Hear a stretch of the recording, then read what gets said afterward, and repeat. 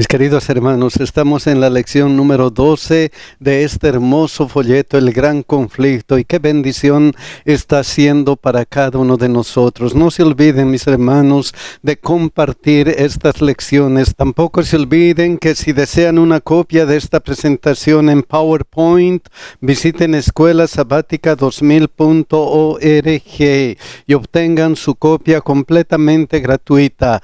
Mis hermanos, vamos a estudiar los acontecimientos finales de la tierra, y para estudiar esto vamos a orar.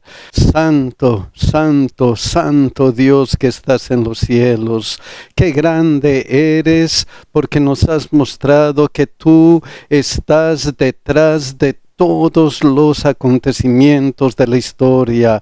Hoy día vamos a ver los últimos acontecimientos de nuestro mundo y pedimos, Señor, sabiduría para que nos ayudes a comprender.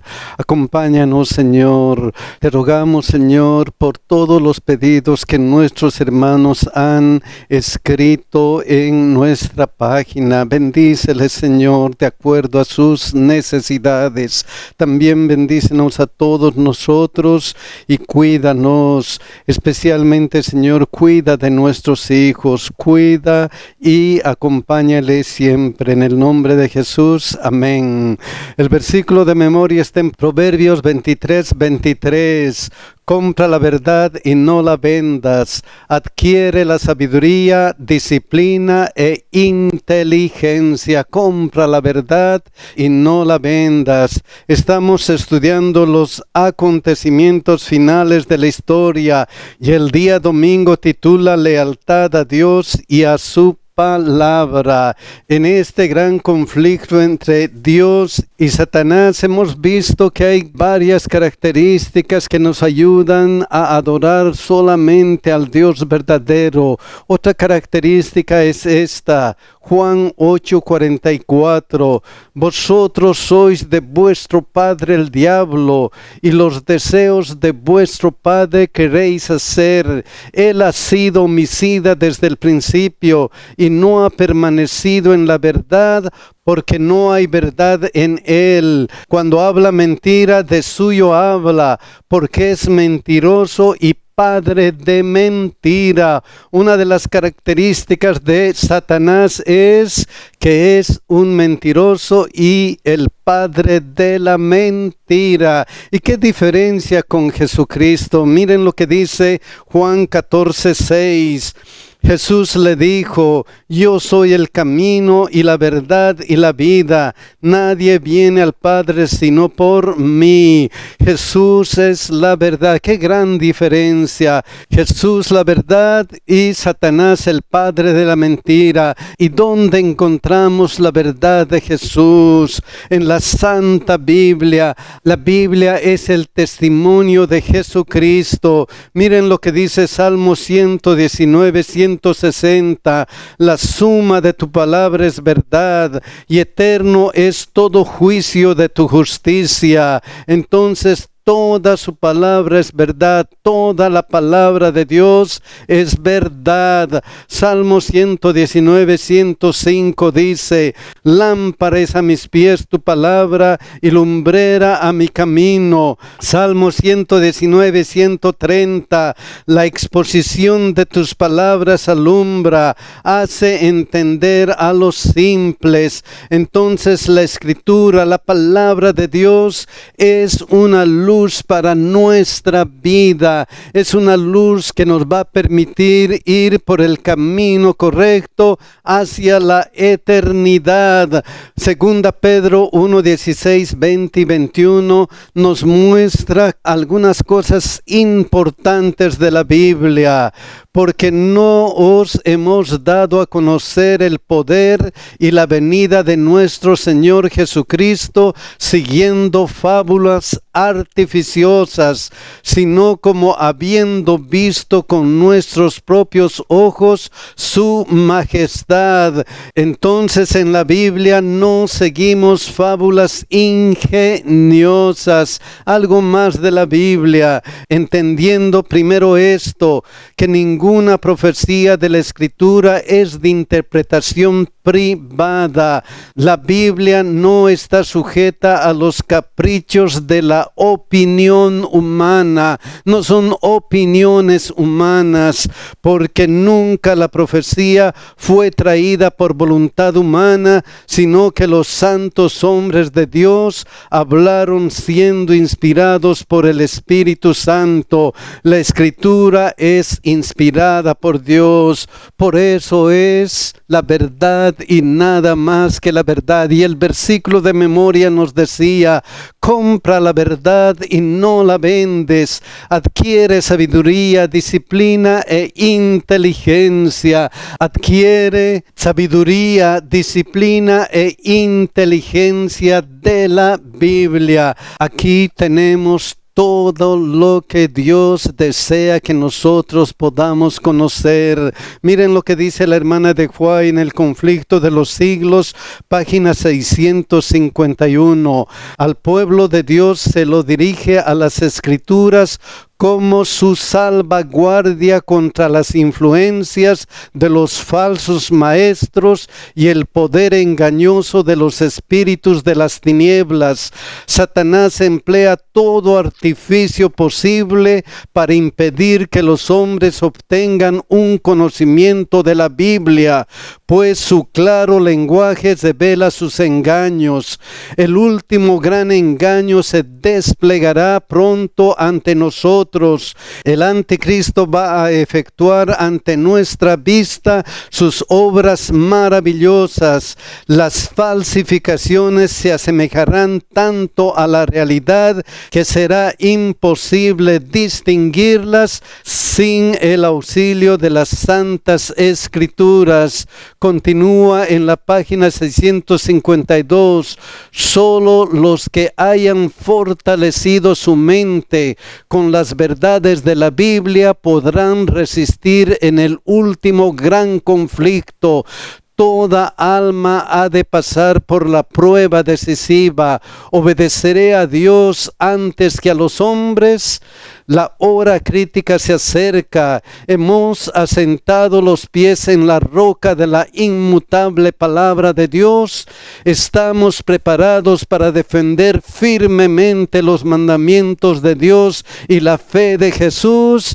Mis queridos hermanos, tenemos que acercarnos a la Biblia. Aquí está el fundamento de nuestra fe. Esta es la verdad divina. Por eso Juan 17 dice: santifícalos en tu verdad, tu palabra es verdad. Aquí, mis queridos hermanos, está el testimonio de Jesucristo. En ellas podemos encontrar a Jesucristo, que nos va a dar la vida eterna. Entonces debemos ser leales a Dios y a su palabra. El segundo día dice: sellados para el cielo. Estamos preparados para defender firmemente los mandamientos de Dios y la fe de Jesús. Es la pregunta. Miren lo que dice Apocalipsis 14:12. Aquí está la paciencia de los santos, los que guardan los mandamientos de Dios y la fe de Jesús. Dios tiene un pueblo fiel que guarda su ley y la fe de Jesús. Un pueblo que está preparado para defender firmemente los mandamientos de Dios y la fe de Jesucristo. Efesios 4:30 nos dice qué pasa con este pueblo. Y no contristéis al Espíritu Santo de Dios, con el cual fuisteis sellados para el día de la redención. Entonces el pueblo de Dios está sellado por el Espíritu Santo. ¿Y cuál es el sello de Dios? ¿Cuál es el sello del Espíritu Santo? ¿Dónde está este sello? Miren lo que dice Isaías 8:16. ata el testimonio, sella la ley entre mis discípulos. ¿Dónde está el sello de Dios? En la ley. Entonces el sello de Dios está en su ley, en los 10 mandamientos. Ahora vamos a recordar algunas características del sello. El sello tiene el nombre del dueño del sello, también tiene su título y tiene su territorio. Mis queridos hermanos, estas características normales de un sello y especialmente del sello de Dios están en su ley. Específicamente está en Éxodo 28 al 11. Dice: acuérdate del día de reposo para santificarlo. 6 días trabajarás y harás toda tu obra, mas el séptimo día es reposo para Jehová tu Dios. La primera característica, nombre del dueño del sello, Jehová tu Dios. ¿Y cuál es la segunda característica? Su título. Miren lo que sigue: no hagas en él obra alguna, tú, ni tu hijo, ni tu hija, ni tu siervo, ni tu criada, ni tu bestia, ni tu extranjero que está dentro de tus puertas, porque en 6 días hizo Jehová. Entonces el título es: Jehová es el creador. ¿Y dónde está su territorio? Los cielos y la tierra, el mar y todas las cosas que en ellas hay. Su territorio es el cielo, la tierra, el mar y todo lo que contiene. Y para dar énfasis a este su sello de Dios, miren lo que continúa: y reposó en el séptimo día. ¿Quién reposó? Dios reposó en el séptimo día para darnos ejemplo. Por eso nos dice: acuérdate que yo he reposado y tú también tienes que reposar. Acuérdate. Por tanto, Jehová bendijo el día de reposo y lo santificó. Entonces el sello de Dios está en su ley, específicamente en el 4º mandamiento. El sello de Dios es el sábado. Y mis queridos hermanos, el diccionario de la Real Academia nos muestra algunos sinónimos del sello relacionados con lo que queda impreso. Es una señal, una marca o impronta. Entonces sello y señal son sinónimos. Así es como se utiliza en la Biblia. Por ejemplo, Romanos 4:11 nos dice: y recibió la circuncisión como señal, como sello de la justicia de la fe que tuvo estando aún incircunciso. Entonces señal y sello en la Biblia se utilizan como sinónimos, tal como representa el diccionario de la Real Academia.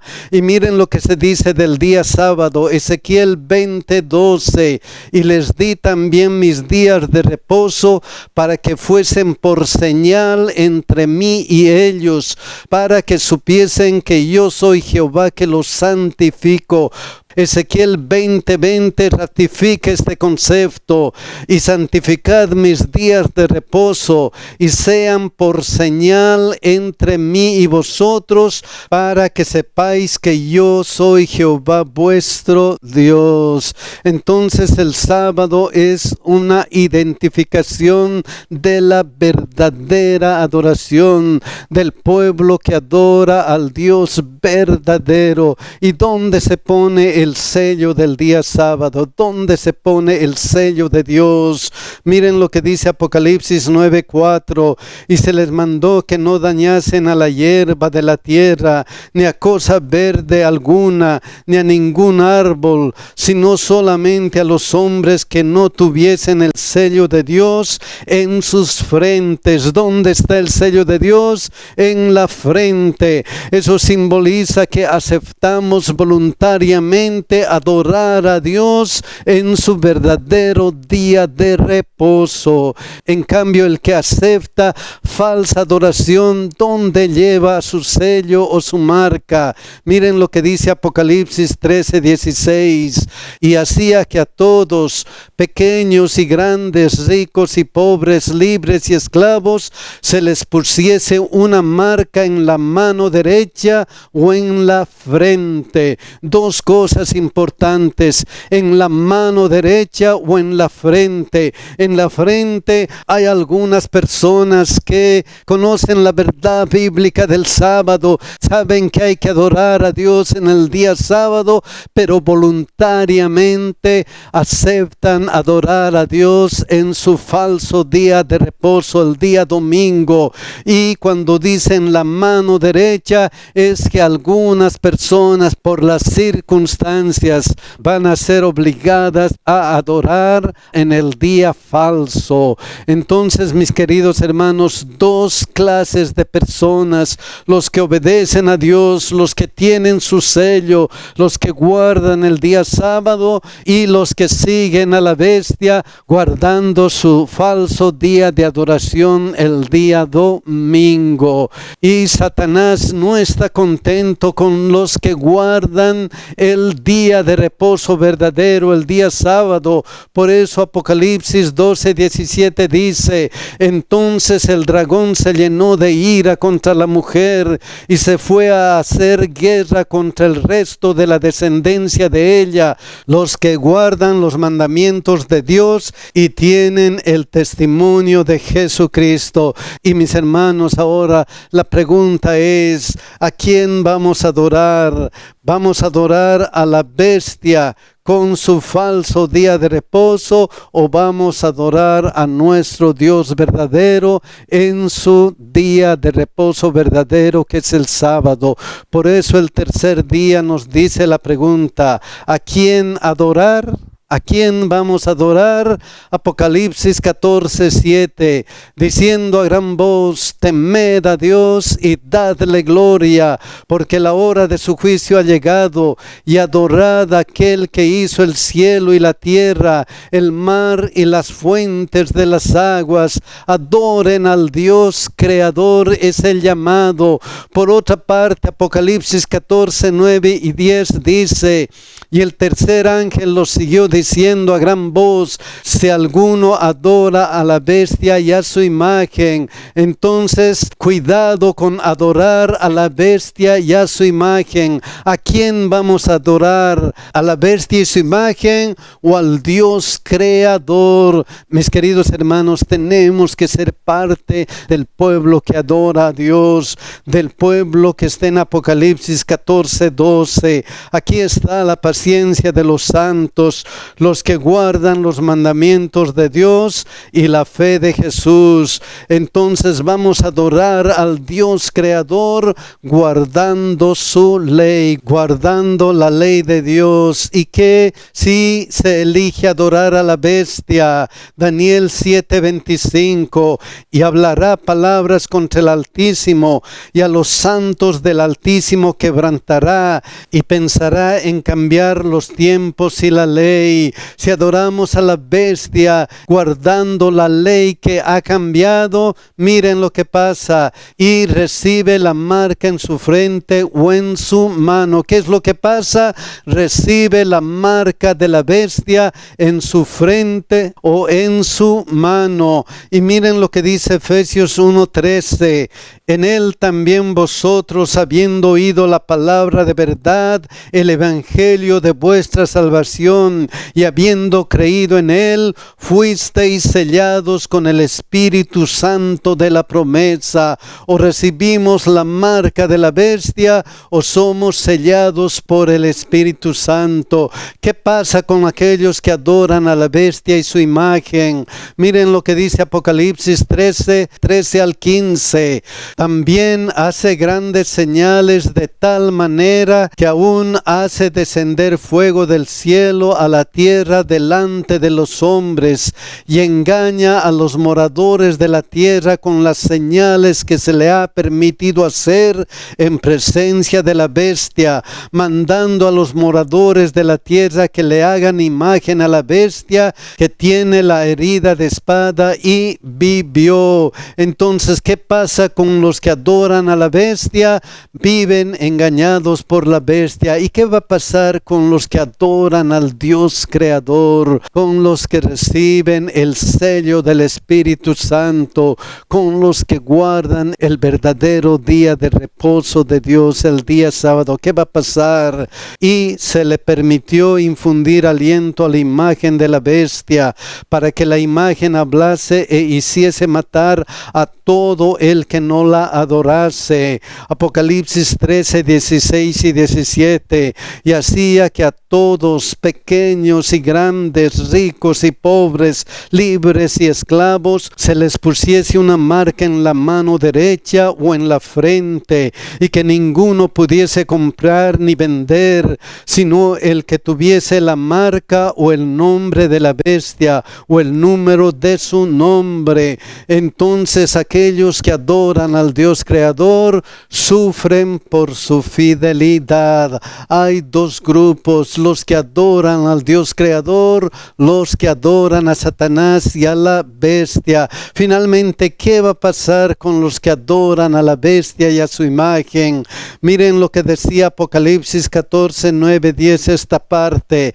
Él también beberá del vino de la ira de Dios, que ha sido vaciado puro en el cáliz de su ira, y será atormentado con fuego y azufre delante de los santos ángeles y del Cordero. Finalmente van a ser destruidos junto con la bestia. La paga del pecado es muerte. Pero ¿qué va a pasar con los que adoran al Creador? Daniel 6:27. Él salva y libra, hace señales y maravillas en el cielo y en la tierra. Él ha librado a Daniel del poder de los leones. Dios salva a su pueblo como libró a Daniel del poder de los leones. Dios es poderoso y Él va a salvarnos y va a estar con nosotros como lo ha prometido. Mis hermanos, hay dos clases de adoradores en estos días: los que adoran al Dios creador con su verdadero día de reposo, el día sábado, y los que adoran a Satanás, a la bestia y a su imagen con su falso día de reposo, el día domingo. Y tiene que haber una decisión, y para que el mundo se decida, Dios va a enviar sus mensajes. Por eso el cuarto día dice: las lluvias temprana y tardía. Joel 2, 28 y 29. Y después de esto derramaré mi espíritu sobre toda carne, y profetizarán vuestros hijos y vuestras hijas, vuestros ancianos soñarán sueños, y vuestros jóvenes verán visiones, y también sobre los siervos y sobre las siervas derramaré mi espíritu en aquellos días. La promesa es: Dios prometió el derramamiento del Espíritu Santo. Joel 2:23 dice: como vosotros también, hijos de Sión, alegraos y gozaos en Jehová vuestro Dios, porque os ha dado la primera lluvia a su tiempo, y hará descender sobre vosotros lluvia temprana y tardía como al principio. Entonces va a haber una lluvia temprana y una lluvia tardía. ¿Qué pasó con la lluvia temprana? Hechos 2, 1, 4. Miren lo que dice: cuando llegó el día de Pentecostés, estaban todos unánimes juntos, y de repente vino del cielo un estruendo como de un viento recio que soplaba, el cual llenó toda la casa donde estaban sentados, y se les aparecieron lenguas repartidas como de fuego, asentándose sobre cada uno de ellos. Entonces la lluvia temprana cayó en el día del Pentecostés. ¿Y qué pasó en ese día? Y fueron todos llenos del Espíritu Santo y comenzaron a hablar en otras lenguas según el Espíritu les daba que hablasen. Fueron todos llenos del Espíritu Santo. El Espíritu Santo les dio poder, y esto era símbolo de lo que había dicho el profeta Joel, porque Hechos 2, 16 al 18 indica eso. Mas esto es lo dicho por el profeta Joel: y en los postreros días, dice Dios, derramaré de mi espíritu sobre toda carne, y vuestros ancianos soñarán sueños. Entonces la lluvia temprana fue el cumplimiento de lo que dijo el profeta Joel. ¿Y cuál fue el resultado de esta lluvia temprana? Miren algunos ejemplos: Hechos 8, 4, 12, 25 y 35. El versículo 4: pero los que fueron esparcidos iban por todas partes anunciando el evangelio. El versículo 12: pero cuando creyeron a Felipe, que anunciaba el evangelio del reino de Dios y el nombre de Jesucristo, se bautizaban hombres y mujeres. El versículo 25: y ellos, habiendo testificado y hablado la palabra de Dios, se volvieron a Jerusalén, y en muchas poblaciones de los samaritanos anunciaron el evangelio. Entonces Felipe, abriendo su boca y comenzando desde esta escritura, le anunció el evangelio de Jesús. El resultado fue la predicación del evangelio. Miles y miles de personas se entregaron a Jesucristo. El evangelio fue predicado en todo el mundo conocido en ese entonces. Miren lo que dice Hechos 17, 6. Esta parte: estos que trastornan el mundo entero también han venido acá, predicaban el evangelio. Entonces el propósito de la lluvia temprana fue predicar el evangelio para que muchos escuchen del amor de Cristo y puedan hacer una decisión de ser salvos. Lo mismo va a ocurrir en nuestro tiempo, porque se anuncia la lluvia tardía. El quinto día dice el fuerte clamor. Miren lo que dice Apocalipsis 18:1. Después de esto vi a otro ángel descender del cielo con gran poder. Ahora se presenta un nuevo ángel que se junta al mensaje de los tres ángeles. Apocalipsis 14:6. Vi volar por medio del cielo a otro ángel que tenía el evangelio eterno para predicarlo a los moradores de la tierra, a toda nación, tribu, lengua y pueblo. Se va a predicar el evangelio, y ese evangelio se va a predicar con poder. ¿Por qué? Mateo 24:14. Y será predicado este evangelio del reino en todo el mundo para testimonio a todas las naciones, y entonces vendrá el fin. Entonces el fuerte clamor, la lluvia tardía, se realizará antes de la segunda venida de Cristo. Será predicado este evangelio y entonces vendrá el fin. ¿Cómo se va a predicar el evangelio? Miren lo que dice aquí: con gran poder. ¿Quién da poder? El Espíritu Santo. Entonces se va a predicar el evangelio con el poder del Espíritu Santo. ¿Y cuál es el propósito? ¿Cuál fue el propósito de la lluvia temprana? Predicar el evangelio. ¿Y cuál es el propósito de la lluvia tardía?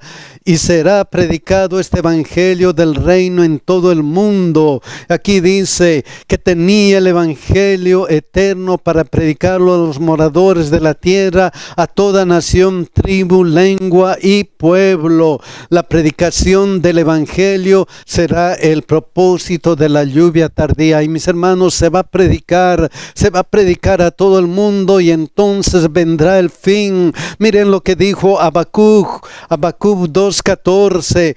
porque la tierra será llena del conocimiento de la gloria de Jehová. Será predicado el evangelio a todo el mundo. Y aquí dice, después de esto vi a otro ángel descender del cielo con gran poder, y la tierra fue alumbrada con su gloria. Se profetizó en Habacuc y se va a cumplir muy pronto. Será predicado este evangelio del reino en todo el mundo para testimonio a todas las naciones, y entonces vendrá el fin. Mis queridos hermanos, ¿estamos preparados para ese fin?